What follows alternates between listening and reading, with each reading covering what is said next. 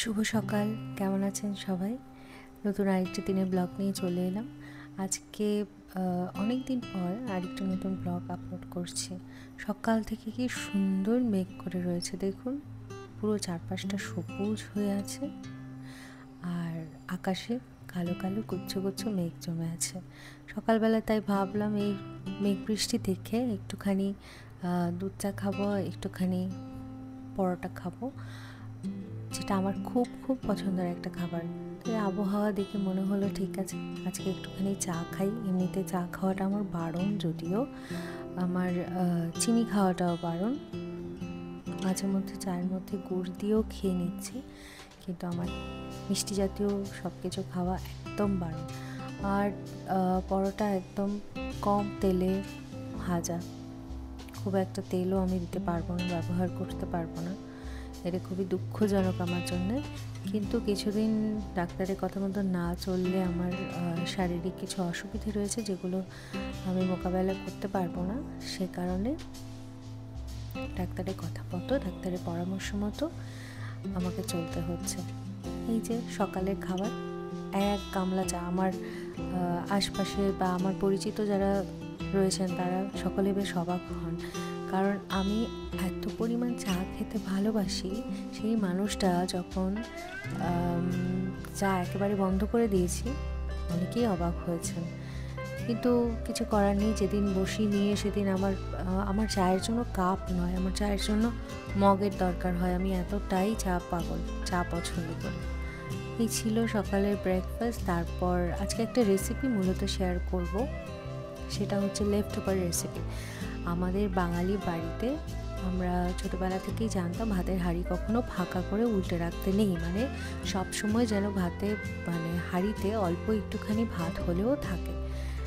তো সেই উপায়ে রান্না করতে গিয়ে আমার বাড়িতেও কিছুখানি ভাত রয়ে গেছিলো, আগের দিনের করা, যেটা একটুখানি সবজি রয়ে গেছিলো, মিক্সড ভেজ করেছিলাম সেটা। আর ভাবলাম কি করব, তাহলে ভাতটা আর এই নিজের পছন্দ মতো কতগুলো সবজি একসঙ্গে করে লেফট ওভার রাইস দিয়ে একটা বেশ ভালো চটপটা রেসিপি হয়ে যায়। হেলদিও হয় এটা। অনেক বাচ্চারা রয়েছে যারা একদম সবজি খেতে পছন্দ করে না, তো বাচ্চাদেরকে যখন খাওয়াবেন তখন লেফট ওভার কিছু দেবেন না, ফ্রেশ রান্না করে দেওয়াটাই বেটার। তো আমাদের জন্য, আমরা যারা বড় রয়েছি তাদের জন্য আমরা ফ্রিজের ভাতটা ব্যবহার করতেই পারি। তো যেহেতু একদিন আগের রাতের করা ছিল, তাই ভাতটা খুব একটা খারাপ হয়ে যায়নি। রান্নাটা যেহেতু সকাল সকাল বসিয়ে দিয়েছি, তাই নষ্ট হওয়ার কোনো ধরনের কোনো সম্ভাবনা নেই। তেল গরম করে নিয়েছি আর কেটে নিয়েছিলাম আমার পছন্দ মতো অনেকগুলো সবজি। দেখতেই পেলেন আমি কি কি ব্যবহার করেছি। নিজের পছন্দ মতো সবজি আপনারাও ব্যবহার করবেন। আমি পেঁয়াজ কুচি ব্যবহার করেছি, একটুখানি চিকেন কিমা ছিল সেটা ব্যবহার করেছি, একটুখানি বেল পেপার ছিল, তারপর একটুখানি শসা দিয়ে দিয়েছি। আর অদ্ভুত একটা জিনিস দিয়েছি, সেটা হলো পটল। তো এই মিক্সড ভেজে আপনারা যে ধরনের সবজি খেতে ফ্লেভার খেতে পছন্দ করেন সেই ধরনের ফ্লেভার কিন্তু অ্যাড করতে পারেন, তাতে কোনো বাধ্যবাধকতা নেই, খেতে কিন্তু ভালোই হবে। একটা টুইস্ট আছে যেখানে মশলায় আমি ব্যবহার করেছি, সেটাও জানাবো আপনাদেরকে কি ব্যবহার করেছি। এটাও সবার ঘরে অবশ্যই থাকে। পেঁয়াজটা দিয়ে দিয়েছি, পেঁয়াজের সঙ্গে সঙ্গেই আমি চিকেনটাও অ্যাড করে দিয়েছি। আমি চিকেনটা অ্যাড করে দেওয়াতে সাথে একসঙ্গে যখন ভাজতে শুরু করবে তখন ভালো, সেজন্য সবজিগুলোর আগে আমি চিকেনটা দিয়ে দিয়েছি। চিকেনের একটা কাঁচা কাঁচা স্মেল যদি থেকে থাকে সেটা যেন চলে যায়, একটু বেশিক্ষণ ভাজতে হবে, ভাজতে ভাজতে সেই স্মেলটা চলে যাবে।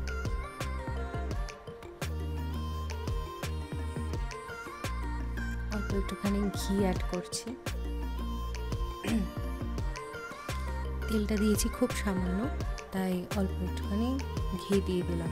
ঘি কিন্তু আমি ভাবতাম ঘি খেলে হয়তো আমাদের অনেক বেশি স্বাস্থ্য বেড়ে যায় বা আমরা ওয়েট গেইন করে থাকি, কিন্তু না, ঘি নাকি হেলদি ফ্যাটের মধ্যে পড়ে, যদি সেটা অবশ্যই ভালো ঘি হয়। তো সেটাই করলাম, আমি ঘিটা অল্প একটুখানি অ্যাড করলাম। আর তেলটা দেখতেই পাচ্ছেন আমার কোয়ান্টিটিটা কত কম, আমি মূলত এত কম তেলেই রান্না করি। বরাবরই করি, শুধু হেলদি খাবো বলে বা কিছু তা নয়। কম তেলেই রান্নাটা আমার হাতে হয়। আমার হাতে অনেকে বলে হাতের তেল কম পড়ে, হাতের তেল বেশি পড়ে। আমার আসলে হাতের তেল অনেকটাই কম পড়ে। তবে হ্যাঁ, বাড়িতে অতিথি আপ্যায়নে যেদিন রান্না হয় সেদিন নিশ্চয়ই এত কম তেল দিয়ে রান্না হয় না। সেদিন বেশ ভালো পরিমাণ তেল দিয়ে ভালো করে বাঙালি বাড়ির রসিয়ে কষিয়ে যেটা রান্না বলি ঠিক সেটাই রান্না করা হয়। কথা বলতে বলতে এই যে চিকেন আর পেঁয়াজটা একসঙ্গে আমার ভাজা হয়ে গেল। একটুখানি আমি এখানে মেথি অ্যাড করছি। আমার কাসুরি মেথি নেই, আমার কাছে ছিল না। যদি আপনাদের কাছে থেকে থাকে অ্যাড করবেন, টেস্টটা আরও বেশি ভালো হয়। মেথির ফোড়ন আমার ব্যক্তিগতভাবে খুব পছন্দ।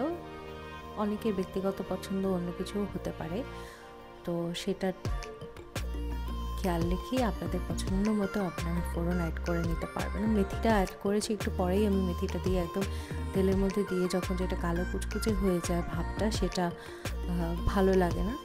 মেথিটা পরে দিয়েছি। নরম যে সবজিগুলো ছিল সেগুলো অ্যাড করে দিচ্ছি। আর লেফট ওভারেও আমি বলেছিলাম আমার ভাতের সঙ্গে একটুখানি ভেজ রয়ে গেছে, তো সেটাও একটুখানি খেয়াল রাখতে হবে। আর মশলার ক্ষেত্রে আপনারা আপনাদের পছন্দ মতো মশলা ব্যবহার করতে পারেন। আমি এখানে একটু বেশি পরিমাণ করেই কারি পাতা অ্যাড করে দিচ্ছিলাম। কারি পাতাটা যেহেতু শুকিয়ে আমি ধুয়ে রাখি, তো তারপরেও দেবার আগে আমার ধোয়ার একটা অন্যরকম অদ্ভুত বাতিক রয়েছে।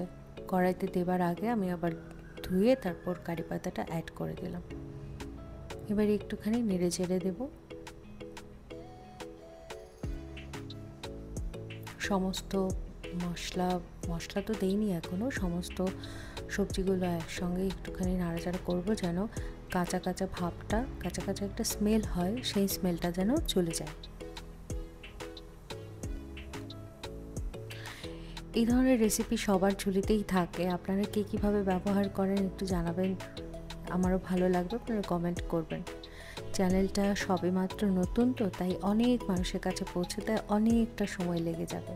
আর আমি শুধুমাত্র ব্লগ আপলোড করি তা নয়, আমার চ্যানেলে আপনারা গানও শুনতে পারবেন। মূলত গান আপলোড করতাম আগে, তারপর ভাবলাম ঠিক আছে লাইফস্টাইলে কিছু জিনিস শেয়ার করি, তাহলে কাজ করার মতো একটা এনার্জি পাওয়া যায়। নয়তো ভীষণ লেথার্জি লাগে, মাঝে মাঝে মনে হয় না বাড়ির কাজগুলোও করবো না, আমার ইচ্ছে করে না। তাই ভাবলাম ঠিক আছে ফিল্মিং করতে করতে যদি করি তাহলে বেশ ভালো লাগবে। আর আমার ভালো লাগছে ব্যাপারটা যে একটা দুটো ব্লগ আমি আপলোড করেছি।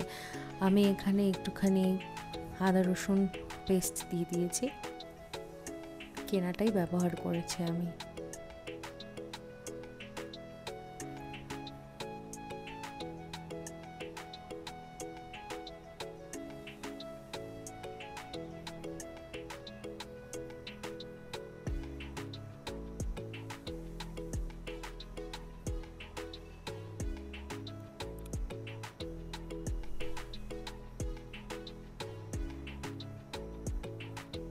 গুঁড়ো মশলা অ্যাড করব, ধনে গুঁড়ো অল্প একটুখানি, জিরে গুঁড়ো দিয়েছি অল্প একটুখানি,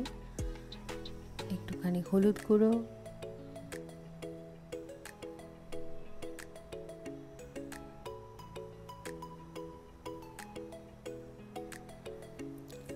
দেখুন এটা আমি লাল লঙ্কার গুঁড়ো ব্যবহার করেছি। যার যেমন স্পাইসি খেতে পছন্দ ঠিক সেই মতো করে আপনারা স্পাইসটা অ্যাড করবেন।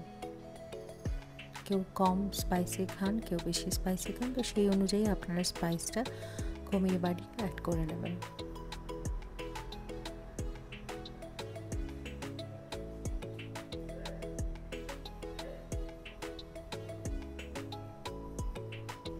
এবারে নেড়েচেড়ে সবগুলো একসঙ্গে মশলার সাথে মিশিয়ে দেবো। আমি সবজিতে কিন্তু জল ব্যবহার করিনি এখন পর্যন্ত, কারণ নুনও ব্যবহার করিনি। কারণ নুন দিলে কি হবে, পেঁয়াজ থেকেও অল্প একটু করে জল ছাড়তে পারে।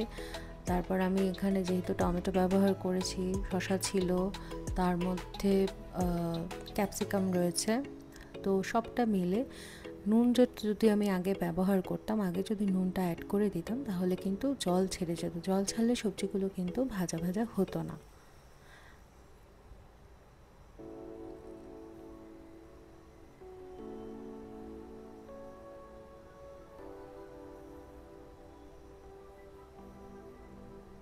এই দেখুন সবজিটা ভাজা ভাজা হয়ে যাবার পর এবারে আমি একটু অল্প করে নুন অ্যাড করে দিলাম স্বাদ মতো। আপনাদের যেমন পছন্দ, কেউ মিষ্টি একটুখানি মিষ্টি দিলে ভালো লাগে, কিন্তু আমার যেহেতু চিনি খাওয়া বারণ, তাই আমি এখানে কোনো খাবারেই আমি কোনো রান্নাতেই চিংড়ি ব্যবহার করতে, কোনো খাবারেই আমি চিনি ব্যবহার করতে পারি না। তো কিছু করার নেই, দুঃখ পেয়ে লাভ নেই, নিজের সুস্থতার জন্য এতটুকু করতেই হয়। অল্প একটুখানি জল দিয়ে দিলাম, সবজিগুলো যেন একসাথে একটু মাখা মাখা হয় এবং একটু যেন সেদ্ধ হয়ে আসে, নয়তো ক্যাপসিকামটা একটুখানি সেদ্ধ হতে সময় নেবে। হয়তো পটল দিয়েছি, সেটাও আমি একটুখানি বড় করে কিউব সাইজ কেটে নিয়েছি, তো সেটা সেদ্ধ হতে একটুখানি হয়তো সময় লাগবে।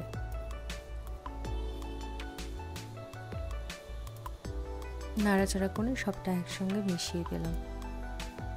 আপনারা চাইলে আলু ব্যবহার করতে পারেন, যারা আলু খেতে পছন্দ করেন আলু দিলেও ব্যাপারটা বেশ ভালো হয়।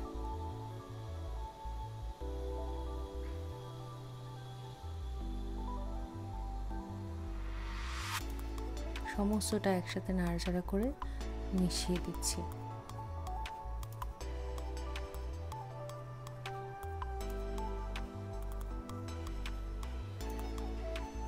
একটুখানি ঢাকনা দিয়ে রাখবো, তাতে ভ্যাপার যখন উঠবে সেই ভ্যাপারে আমার সবজিগুলো সেদ্ধ হয়ে যাবে। কিছুক্ষণ পর জলটাও শুকিয়ে গেছে, দেখুন জলটা আর খুব একটা নেই।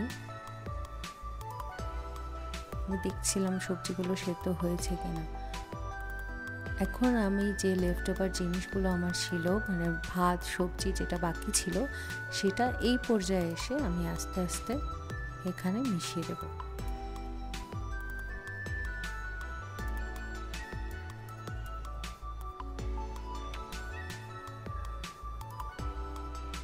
সবজিটাতেও অল্প একটুখানি জল ছিল, তো ওতে হাই ফ্লেমে যখন কুকড হবে, এখন আমি ইন্ডাকশানে করছি ব্যাপারটা, তো হাই ফ্লেমে যখন কুকড হবে তখন এই ব্যাপারের জলগুলো যেটা আছে সেটা কিন্তু কেটে যাবে। এবার বেশ ভালো করে নাড়িয়ে চাড়িয়ে মিশিয়ে নিতে হবে। এই পর্যায়ে কিন্তু গ্যাসে রান্না করলে ফ্লেমটা হাই রাখতে হবে, ইন্ডাকশানে করলে সেই মতো বুঝি এবং হাই ফ্লেমে করতে হবে, কড়াইতে যেন লেগে না যায় সেটা খেয়াল রাখতে হবে। কারণ কি, এই সময় যদি ফ্লেমটা কম থাকে তাহলে কিন্তু এই গোটা সবজি এবং রাইস ভাজা ভাজা হওয়ার পরিবর্তে একটা জেল জেলে ভাব চলে আসবে, মানে জল জল হয়ে যাবে। তো সেই জিনিসটা অ্যাভয়েড করার জন্য হাই ফ্লেমে সমস্ত সবজি সমস্ত রাইস একসঙ্গে মিশিয়ে নিতে হবে এই পর্যায়ে। যারা চিনি পছন্দ করেন এই সময়টাতে উপর থেকে অল্প একটুখানি মিষ্টি অ্যাড করে দিতে পারেন। জিনিসটা খেতে ভীষণ ভালো হয়। আপনি অল্প একটুখানি রায়তার সাথেও সার্ভ করতে পারেন, তারপর স্পাইসি সালাদ করে পেঁয়াজের সেটা দিয়েও আপনি সার্ভ করতে পারেন। এই একটা ওয়ান পট কাইন্ড অফ মিল হয়ে যায়, এটা ভীষণ ভালো হয় খেতে। বাড়িতে চেষ্টা করবেন আপনারা, নিশ্চয়ই ভালো লাগবে। আর যারা দেখছেন, যারা রয়েছেন তাদেরকে অনেক অনেক শুভেচ্ছা জানাই। টুইস্ট যেটা বলেছিলাম সেটা হলো এই বিরিয়ানি মশলা যেটাকে বলছি। তো বিরিয়ানি মশলাটা আমি কেন অ্যাড করছি, এই সবজির কাঁচা কাঁচা ভাবটা আমার ভালো লাগে না, স্পেশালি স্মেলটা যেটা। তো সেই ক্ষেত্রে আর যেহেতু চিকেন অ্যাড করেছি অল্প একটুখানি, তো এই মশলাটা একদম শেষে অ্যাড করার কারণে কি হবে, খাবারের একটা অন্যরকম স্মেল আসবে, বেশ ভালো লাগে। খুবই সামান্য পরিমাণে অ্যাড করবেন, কারণ কি বিরিয়ানি মশলাটা একটুখানি দানা দানা টাইপের হয়, তো সেটা তেলের মধ্যে দিয়ে কষানোর সময় ব্যবহার করতে হয়। আমি যেহেতু এখানে ভাজায় ব্যবহার করছি, তো সেই ক্ষেত্রে ওপর দিয়ে অল্প একটুখানি ছড়িয়ে দেব শুধুমাত্র স্মেলের জন্য, আর কিছু নয়। তো যেটা বলছিলাম, যারা নতুন দেখছেন তাদের কাছে অনুরোধ করব, চ্যানেলটি সাবস্ক্রাইব করে অবশ্যই পাশে থাকবেন, সাপোর্ট করবেন, লাইক করে দেবেন, একটা কমেন্ট